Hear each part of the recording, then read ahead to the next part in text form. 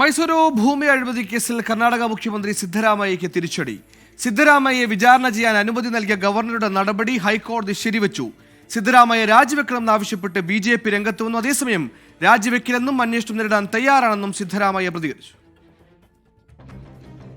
Governor Thawarchand ഗെലോട്ടാണ് ഭൂമി കുംഭകോണ കേസിൽ സിദ്ധരാമയ്യയെ prosecute ചെയ്യാൻ അനുമതി നൽകിയത്. ഗവർണറുടെ നടപടി ചോദ്യം ചെയ്ത് സിദ്ധരാമയ്യ നൽകിയ ഹർജിയാണ് ഹൈക്കോടതി തള്ളിയത്.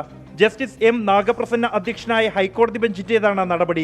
അസാധാരണമായ സാഹചര്യങ്ങളിൽ ഗവർണർക്ക് സ്വന്തം നിലയിൽ തീരുമാനങ്ങൾ എടുക്കാമെന്നും കോടതി. Siddaramaiah രാജിവെക്കണമെന്ന BJP. Today the Bharatiya Janata Party demands that this Chief Minister Siddaramaiah ji immediately tender his resignation. വ്യാജ ആരോപണമാണ് BJP-യുടേതെന്നും രാജിവെക്കില്ലെന്നും സിദ്ധരാമയ്യ വ്യക്തമാക്കി.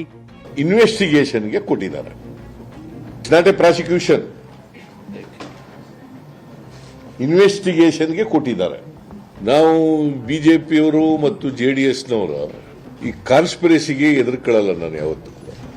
അന്വേഷണം നേരിടാൻ മടിയില്ലെന്നും എന്നാൽ അന്വേഷണത്തിന് സാധ്യതയുണ്ടോ എന്ന് പരിശോധിക്കാൻ നിയമവിദഗ്ധരുമായി ചർച്ച ചെയ്യുമെന്നും സിദ്ധരാമയ്യ പറഞ്ഞു. 24 ഡൽഹി.